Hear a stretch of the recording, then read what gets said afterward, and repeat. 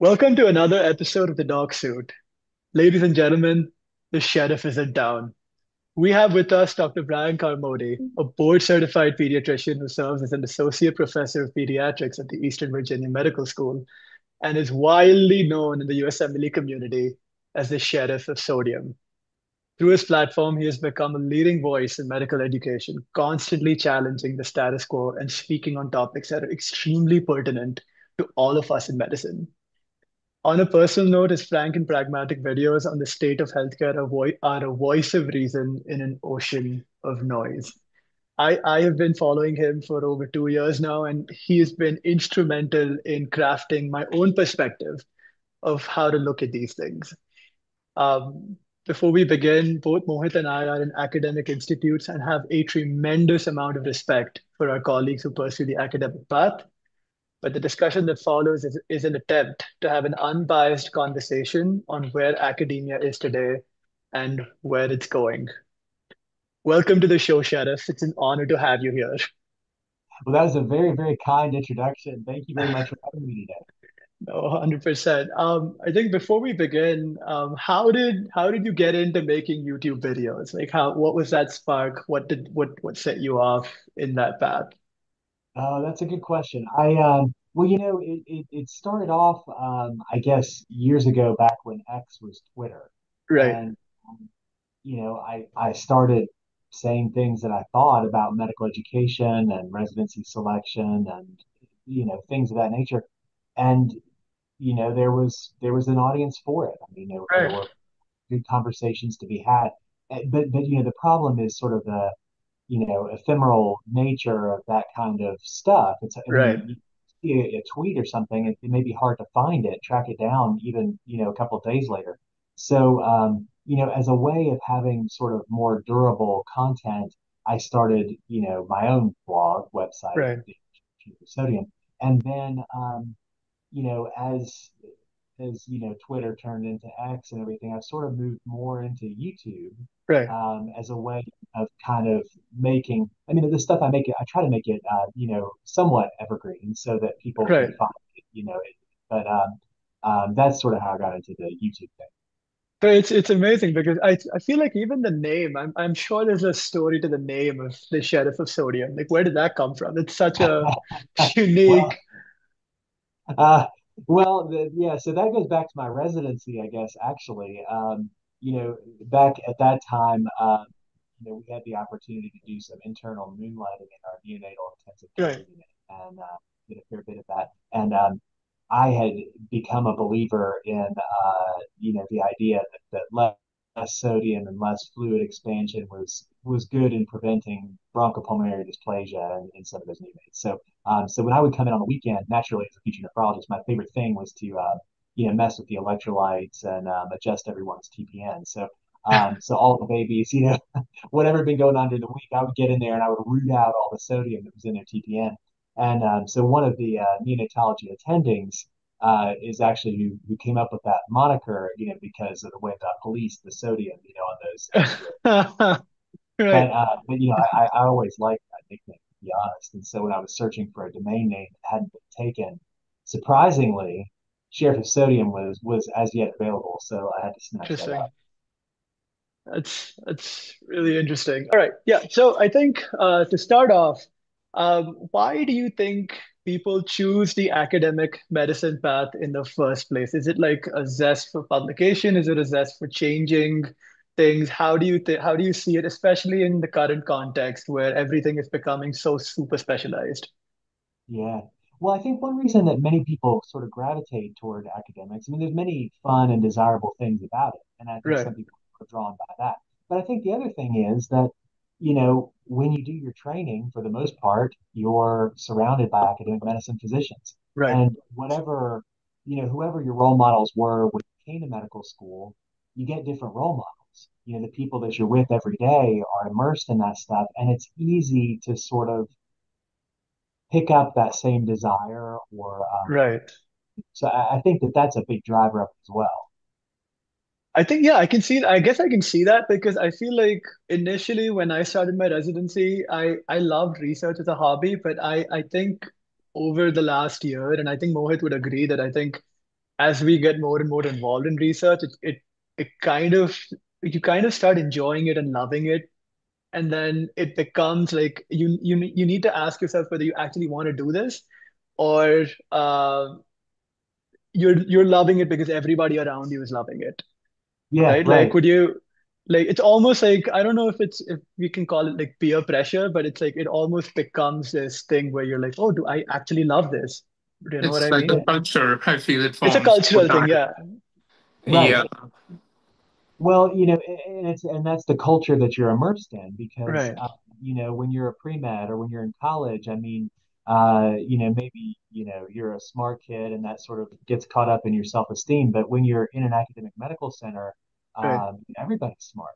So right. the coin of the realm is who's got grant funding, Right. it's a different, hierarchy. So That makes sense. But I think I would really like for you to explain to us the Chuck E. Cheese economy. I think that is such a beautiful concept that you came up with, and it struck a chord with me immediately. If you can break it down for us. yeah, so this, I was thinking about this for a talk that I got to give not too long ago to a group of ND PhDs, Right, and I was really trying to think about, success in academic medicine, but you know, success without happiness, I don't think really is a meaningful form of success. right. So, yeah, and the idea that came to mind, maybe because I've got, kids who are this age now, getting invited to a lot of birthday parties, and so it sort of took me back, is Chuck E. Cheese. And Right. so for any listener who's unfamiliar, Chuck E. Cheese is an arcade chain. You go there, it's geared toward kids. You play games. When you play games, you win tickets, and you can redeem those tickets for prizes at the price counter. And you know, the thing about that is when you go to the prize counter, however many tickets you got in your hand, that becomes the prize that you want. You got 200 tickets, you want the prize that's selling for 200 tickets. 200 You don't want the 100 ticket prize, sense. even if I had asked you at the beginning, like, well, what toy do you want today? I mean, um, you know, and this to me, this really approximates a lot of what I see in in academic. medicine, where Right. similarly, instead of playing arcade games, you play a different kind of game and you earn a different kind of ticket by playing those games. But then people have the same gravitational pull to want to redeem their tickets for the For the maximum max. value thing that they can at that moment. But Right. the problem with the Chuck E. Cheese economy is that, I mean, at Chuck E. Cheese, it's the manager who sets the value of all those items. It's not you, not It's your not you. personal opinion. The manager sets the value of those items, and then your desire follows those. And the same thing I think is true for many things in academics. That's The rewards are beautiful. different, the prizes are different, but someone else has valued them. Not you. Yeah, that is.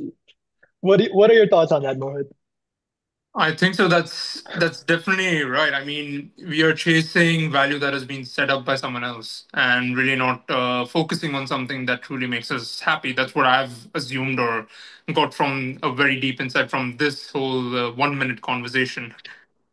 I think, and the other sort of, I think the other, like the other point to note here is like because it's getting so competitive, I think we are entering the Chuck E. Cheese economy earlier and earlier in our lifetime, right? So Yeah. like, and I think Mohit would be familiar with this, that in India, you don't do interviews, you give one competitive exam and you go through it. Now, 10 years ago, what started happening was people started preparing for this exam, not in their 12th grade, not in their 11th grade, but as far back as their sixth grade. Like you would have a sixth grader going to like an exam It's prep cool. center, exactly like a prep school. And by the time they're done with their eighth grade, they're already ready. And the next 5 years, all they're doing is they're practicing for that exam, right? And you look at that here in the US, I feel like I see high school students doing like research in subspecialties that, and it's amazing to me that, like you said, I think we all were entering that phase or that game earlier and earlier in our lives, right? Yeah. Um, But I also think this is one of the metrics that have always been established, like research and impact factor, right? So, from when you're getting into med school, they also look at your prior experience in research. When you go into residency, they also look at your prior experience in research, and when you're becoming faculty. The question is, should this be the absolute metric to actually choose someone in an academic institution or not? Like, what is your sort of thought process? It's not again like, what is your opinion on that? Is what we're trying to like understand. And Uh, so for me, that's a simple answer. I would say no. That's not the metric we should use. So, I mean, I guess I mean, I could say many things about that. I guess the thing I wanted to highlight, which you did already, is I agree. This sort of arms race, yeah, it occurs even earlier and earlier, and medicine in general sort of works on a scarcity economy. You right, know, there's fewer medical school positions or cardiology fellowships or endowed professorships or whatever it is you're right, after. There's a city of them. And we have, I mean, medicine is a metric driven profession. right, But the risk is that um, the risk is that you lose your internal compass. And instead of thinking about at yeah, some point you change from thinking about what is it that I want to do to what is it that I'm supposed to want next, as a high achiever. What am I supposed to want, when I go to the prize counter.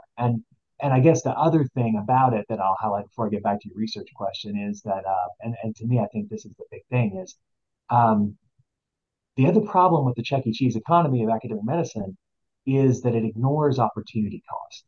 I mean, 200 tickets is more than 100. I mean, why would you not want 200 tickets if you could have 200 tickets? I mean, a 200 ticket prize is better than, 50 right. tickets, but why do you not want it? What's missing from that calculus is the opportunity cost. I mean, what do you miss out on, by doing all this research in high Right. school, and Yeah, Exactly.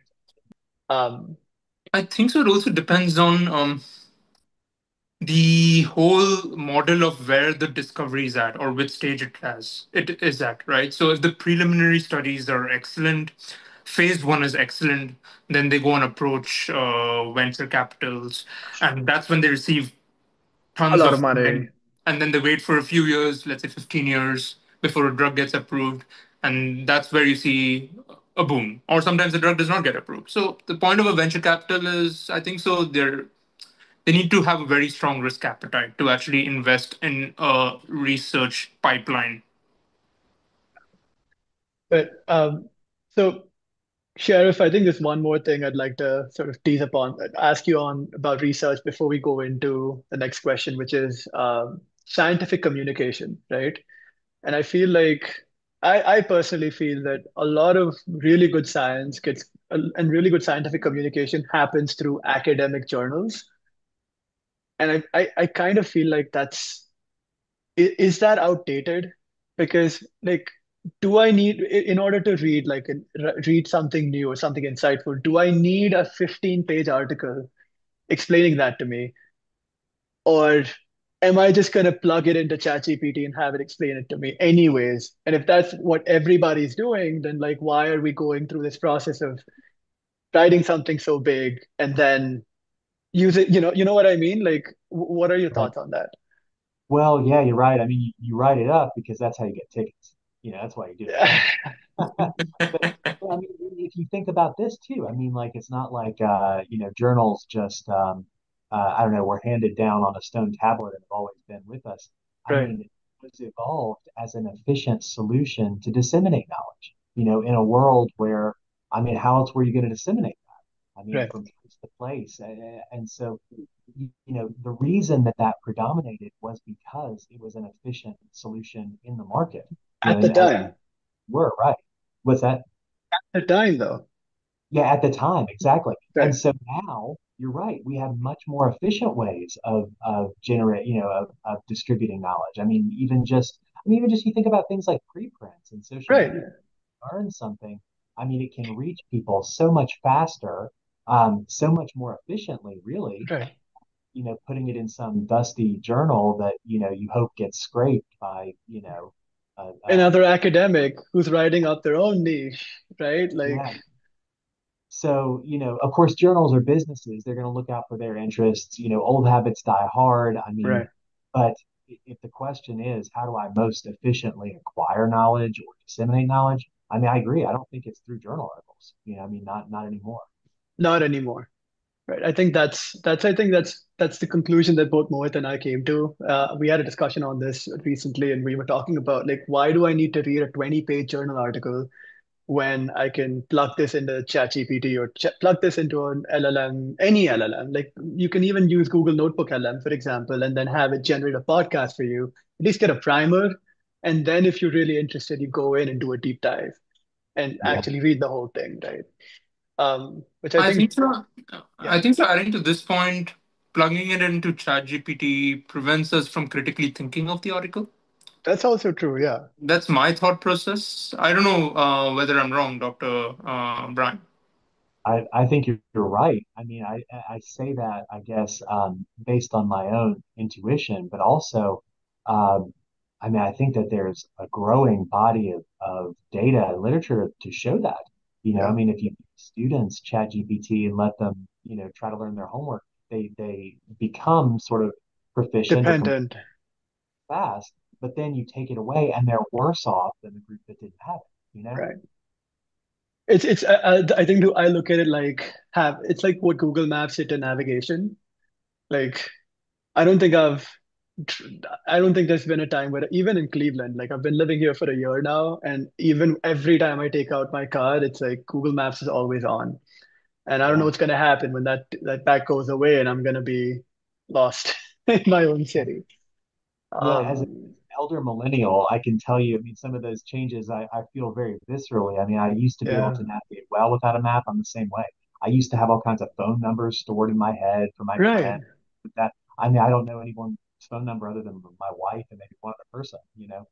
It's things Where move, are we headed? you know. Yeah, So so I think taking this discussion further about technology and where we are, talking about AI in medicine for a moment, I think there was an idea in one of your recent videos that really resonated with me and Mohit as well, that if we think, the common notion is, oh, get better, start using AI because you're going to be sitting, you are going to be an operator and you're going to have all of these agents under you. Um, doing all of these different jobs for you, right? But and then you take that one step further and you say, well, that's what happened to prompt engineers. You thought prompt engineering was a whole job, was a job role, but it got eliminated like that because somebody wrote a piece of code and now that job doesn't exist. In the same way as physicians, if we think we're going to be sitting on our butts and we're going to be right, we're going to have different agents do everything for us, what is keeping, we're going to become the middlemen of medicine. right. And immediately, I mean, nobody likes to have, like, that's such a simple business, that's just common business sense. You want to eliminate the middleman and reach the consumer Right. directly, right? So like, uh, where do you think our profession is going, like realistically, with all of this that's going on? Yeah. Well, yeah, I have much I could say about this. I agree with you. I think it's foolish. And I know this. I mean, this will probably make several people in your audience mad. I mean, the response to my videos talking about I AI know. is very mixed. But I mean, I got to call it how I see it. And what you said is exactly correct. I mean, if you're a physician sitting at the helm of all these AI technologies and you think you're going to reap the full financial reward of that, you simply won't. I mean, for multiple reasons that should be self-obvious, but I mean, even just at the most basic level, if you were a company developing these AI technologies, which product would you rather develop? Would you rather develop an app, some niche app for, I don't know, let's help the intensivists wean the ventilators in the ICU. We'll go through all this expensive regulatory process and we'll, you know, then come up with something that people can pay for a subscription for and we'll make our money that way. I mean that might be a fine business, but compare that to the alternative of I'm gonna ramrod through politically to get my bot recognized as a physician who can prescribe, Exactly. take care of patients, and then I take all of it. Which is a better business model? you know Right. um, People don't invest in AI because they want some small short-term return. They could have Right. just put in index funds or something. I mean, or I don't know, bought a coin laundromat or something if you just wanted a modest continuous return. They want moonshots. They're going to push through to get the biggest return. And as I've said, there is a winning political argument to be made. The barrier, to preventing AI from doing many things that physicians do right now is really it's the regulatory barrier about who can be a physician, who can prescribe medicine. And I think too many of our colleagues get hung up on, getting their feelings hurt, thinking, how could AI replace me? I mean, I've spent however many years learning my craft and doing this, and I feel like I do good work, and I do work that's hard, and it's hard for me, and other people can't do what I do. So how could a bot replace me? Instead of realizing that really there's a thin regulatory barrier that keeps bots Keeps from it doing from happening. yeah, of what we're doing. And that's really where you need to make the firewall. And here's the thing, I find it funny that that argument I find so funny that it's not safe for it's not it's not safe for patients. That's what people say, right? Like it's not safe for patients. Um, well, if patient safety is the only thing that's keeping AI from taking over and going forward, it doesn't need to be better than the expert. It just needs to beat the average physician because Exactly. if you beat the average physician, you are making it even safer for the patient. And then the argument gets flipped, and you're like, all right, now who do you want? Do you want the average physician, or do you want this thing that can actually do better than the average physician? Because you know what I mean? And so like that's the thing that kind of gets to me that it really is just a bunch of regulation because I feel like anything that can be done on the computer and that involves just analytics, like just pattern recognition, like that I think is where that is the most danger. Um, Yeah, yeah. I truly believe that if it's just pattern recognition, I think so that's where the more danger comes from. But I feel also AI could probably be an assistant where roles are very unclear. Let's say an example, a PA, for instance, or an NP. Like, could AI be used with them as a supporting tool to actually deliver care, which is cheaper, maybe? like instead of having a physician use like an NP or PA, have Yeah, plus an AI sort of like I don't know. Like again, these are just like it's again it's just it is hypothetical hypothetical scenarios. scenarios, but it's an interesting thing to discuss. What do you think, sir? Yeah, I think so. I mean, I think, it depends how, like I say, the regulatory push plays out. But as I mean, I'm sort of on record as saying, if if I were an AI executive trying to make this happen, I would seize upon the fact that I mean, we have a couple of problems that people are in desperate need of solutions for, Right. and there aren't easy solutions. And you know what's going to happen after that? I think, which has happened, I think, which is already happening, is once you show a proof of concept in the US at any credible institution, once you have that, you take it global, right? Because physician shortage isn't something that's like unique to the US, it's global, everywhere. Like I think everywhere in the world, we need more physicians, right? Yeah, Right. And so like you take that concept and you take a proof. Once you have a proof of concept, it's kind of like having a prototype that you have, working prototype, and you've proven that this model works. And then you go to another country and say, hey, look, we can do this at a fraction of the cost. Um, how about, do you want a more efficient system for your healthcare for your people? And then nobody's going to say no to that. Yeah. yeah. So, Dr. Brian, coming back to one of the questions that I always wanted to understand is the research gaps, right? So, traditionally, how research gaps have been explored, you read tons of papers, you find out limitations and all that stuff. Now, what if I deploy AI agents, one who's crawling the web to actually scout out different research gaps, and the second one validates all the study designs with the preliminary study designs? Now that's a resource, right? That resource will definitely not be distributed equally. The question arises, where do you think research will be heading if an institution gets access to such AI tools and some institutions don't get access to such AI tools? What will be the nature of academia in the next 10 years?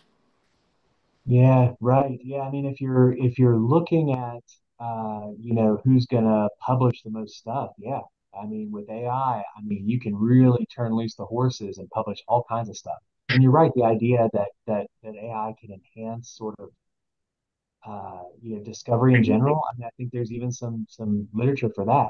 Now, I guess one thing that's a concern though is that and maybe the technology can outpace this, but I mean, as you get more and more stuff and more junk in the literature, if you're not careful about what gets used as training data, I mean, What's going to I don't happen? know, you know, Yeah.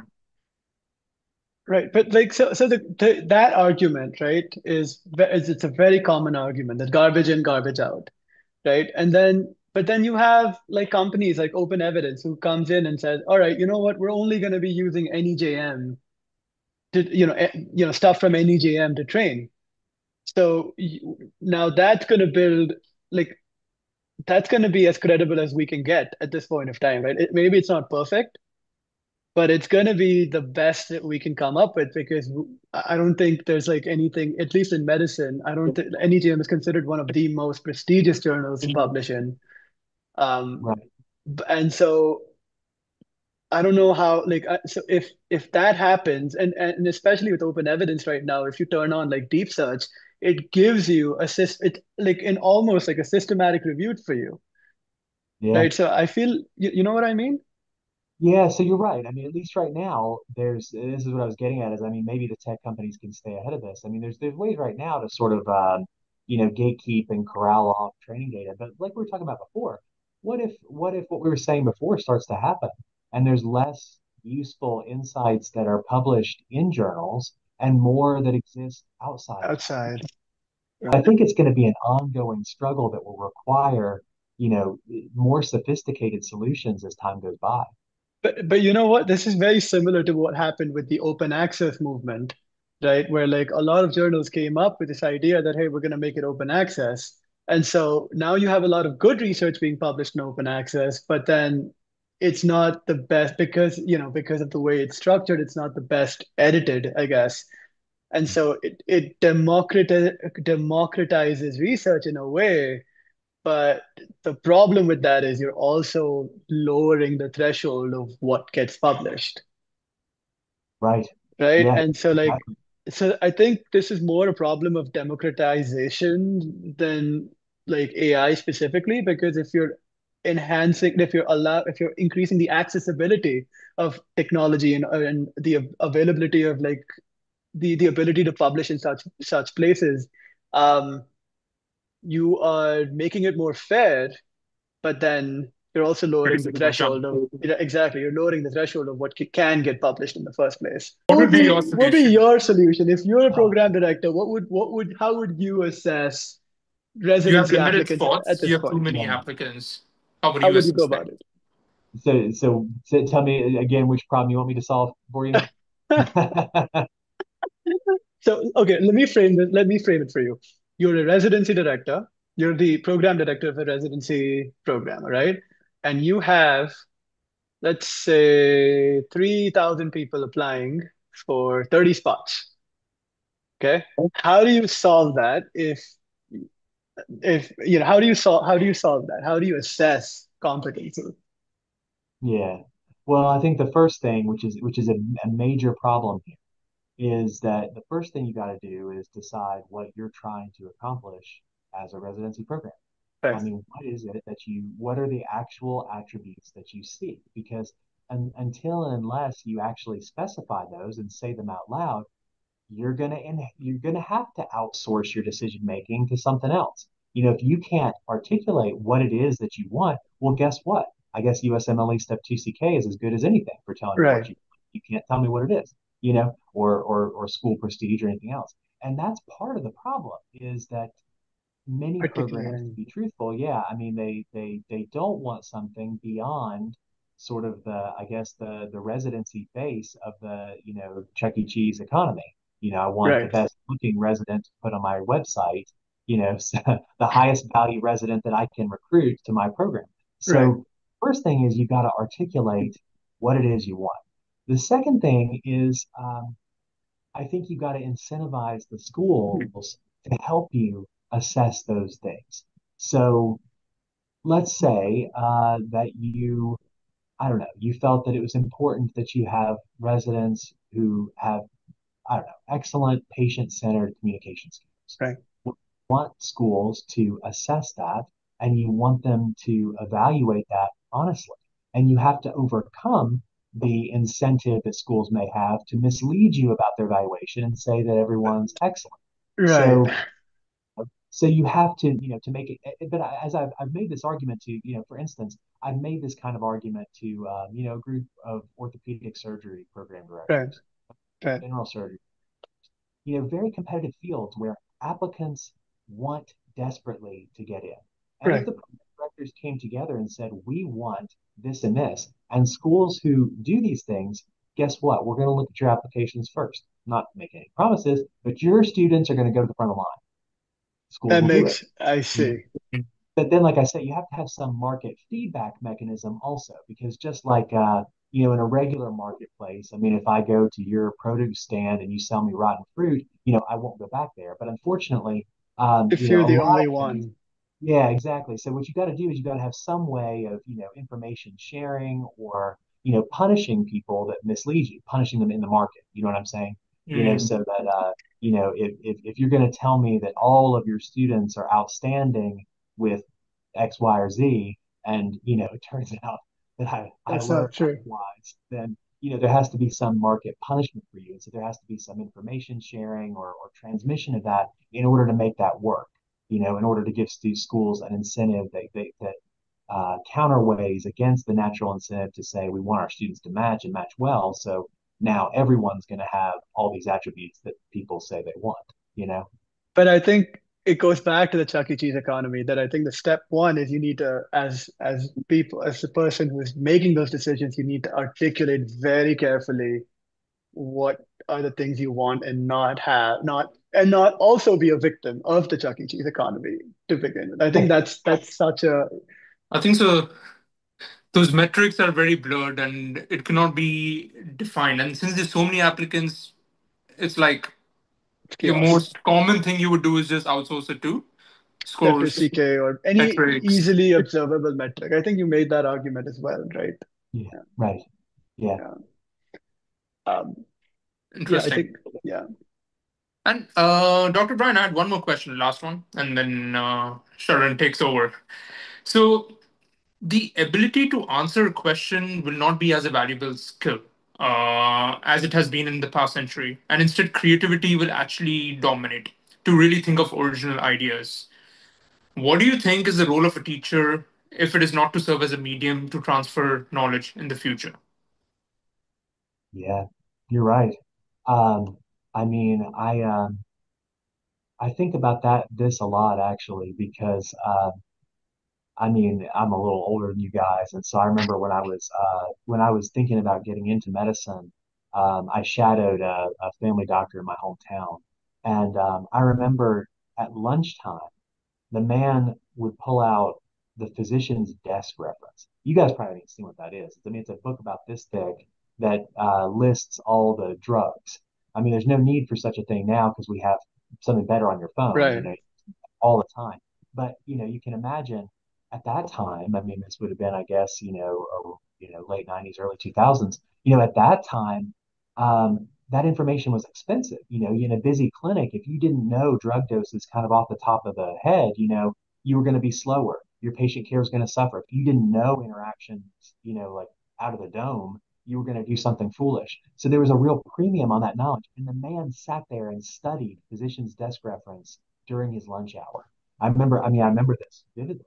And I mean, now any person, can replace all of that hard won knowledge. I mean, in a Like second. that. Yeah, exactly. So I think about other areas where, you know, I think about other areas where judgment matters. And, I mean, one thing I think about sometimes is you think about the law. I mean, the law is black and white. I mean, any person can look it up and see what it is. Having said that, I mean, if you're involved in a lawsuit with somebody, I mean, you're a damn fool if you try to be your own lawyer.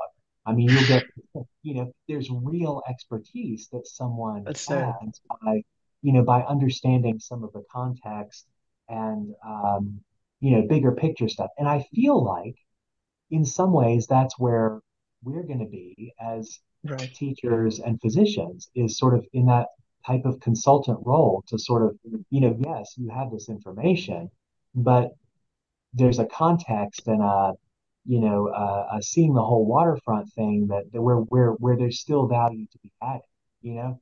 That is so interesting you say that because about 5 years ago, when I was in medical school, I had the exact same conversation with my pharmacology professor.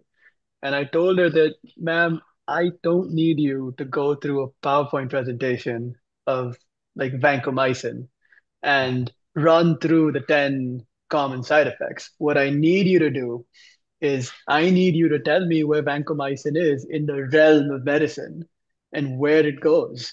Because I can watch a BNB video, or I can watch a YouTube video, or somebody, I can watch a Pathoma video, or I can read about that, right? But what I need is context, and I need you to inspire me to take this up and really dive into it, or I need you to give me perspective, Yeah, like real perspective. And I think it was amazing because I think she was one of the few people who agreed with me that the yeah, traditional teaching models are going away. And this is like before AI. This is like 2020, 2020, 2019. Yeah. 19, yeah. Right, where it's like even the internet itself, like transfer of knowledge is not the most important thing anymore. It's more about like you're a captain to my ship and you're guiding me through this ocean of knowledge and helping me see things. yeah. Um, right? Yeah, right, exactly. And in a way, that's what teachers always have done. And I think we sort of forgotten about the role because just like we were talking about, like journals didn't just, they've not always been with us. It was something that evolved to fill a very necessary need. Necessary role. Teaching is the same way. I mean, if you think about why do we have lectures in medical school? Well, it's a holdover from the time when that was the most efficient way to communicate Communicate knowledge. knowledge. I mean, yeah, we had textbooks. I mean, 100 years ago, if you wanted to learn medical school by looking at a textbook, you could go to the library. I mean, we had libraries, but that would be a very inefficient way. It was more efficient at that time to go to lecture and listen to someone who knew a lot of that stuff, could take what was in the library and digest it and give Make it it digestible. Right. exactly. And Mhm. now we have more efficient ways of doing that. So the teacher's role is the same, to add that context to help sort of navigate that, massive information. But the role as far as being the instrument of communicating it themselves is really not needed in with the tools we have now. That's so interesting. Makes sense. Makes sense. Even that's the way how medicine was initially structured from the base, right? So when we take a history, we generate an illness script. And when we generate an illness script, we match to the most probable diagnosis Differential. or a differential. That's how medicine is truly practiced. That's my thought. And I think so, putting and adding a sense of context really makes a huge difference. So, in today's age, I feel the role of a teacher is actually adding context with a vast amount of information. Yeah, I think those are the good ones, right? The good teachers recognize that and they pivot. And I think the ones that pivot are the ones that are loved by medical students and residents across the board. Um, but yeah, I think just to end on things, one of the things that I love about your videos is the fact that you look at things from a systems perspective. Like you look at systems as a whole, and you try to look at the big picture, and you try to understand the mechanics and the architecture of how these systems operate, like how these different gears work together. um, I think both Mohit and I over time have come to realize that to understand a system, the easiest thing to do is to follow the money. Would you say that's true? yeah, right. Yeah, so I think you're exactly right. If you I guess the fundamental observation is that, stuff happens for a reason. Right. I mean, my grandpa used to say, if you see a turtle on a fence post, he didn't get there himself, you know? I mean, somebody put him there, So Right. it would be something that, I mean, it happened for a reason. And just like if I mean, just like Darwin looking at a finch's beak or something. I mean, if the beak is long, it tells you something about how that was advantageous. And when you Right. look at it, like I say, systems evolve for a reason, and they evolved in a direction that that's in accordance with the incentives in play. And first and foremost among those is financial. And so, yeah, I would put it to anybody who's watching this. Anything that you scratch your head and think, man, that's weird. Why do we have to do things this way in the hospital? Why does this order have to be put this way? Why does this rule do? It's almost always some financial reason. It's something. There's something that you There's can. something going on. Yeah, there's I mean, something going on. Yeah. right. I mean, some things, like we've discussed here. I mean, some things persist as sort of uh, you know, vestiges of historical path dependence. But in general, yeah, things happen for a reason, and the appropriate lens to sort of analyze that through is what are the incentives? And where's the money? Got Yeah, it. exactly. And I think that getting back to the AI, replacing Yeah, physicians, that's the relevant exactly. thing about it. I mean, what are the incentives in the system? Who has the power in the system? That tells you who's going to win, you know? So Got it. this also follows the same whole concept follows when choosing subspecialties, right? Why are some more competitive and some are least competitive? Are people truly doing because they love doing that? Does everyone want to be a cardiologist, or they're doing it because of the financial incentive? That's the question. Right. Yeah. I mean, it's Chuck E. Cheese, all over again. I think I think the thing that I would say is, I mean, really the goal is, and this is the same thing at Chuck E. Cheese. I mean, the goal at Chuck E. Cheese is to have fun playing the games. I mean, Hmm. if you want to play air hockey, play air hockey. You want to play skee ball, do the skee ball. I mean, the goal is to have fun doing the games. It's not necessarily to have the most tickets. And I think you should approach your career in academic medicine the same way. we're gonna name this episode the Chuck E. Cheese economy, if you don't mind. I think like that is such an apt name for this. It's amazing that I don't know how you came up with it. It's beautiful. Yeah, I feel like it's amazing. everything is going back to the same concept. Yeah. But Everything. thank you so much for coming on, Dr. Bryan. We really, really appreciate this conversation. I think it was incredibly insightful, both Mohit and I loved your take on things. Anything you'd want to add before we close off? Well, thank you for having me. I mean, I'm always happy to chat about this kind of stuff. I mean, I spend probably more time than I should thinking about it. But yeah, I mean, I guess the last thing I'd say is, I mean, it is worth if your goal is to be happy and satisfied with your career, it is worth um, thinking about what you truly want. Right. And many of us, if it comes down to it, it's been a while since you've really honestly thought about Done that that. without being biased. I agree. Um, thank you so much. Thank I you think so much. thank you so much, sir. You're welcome.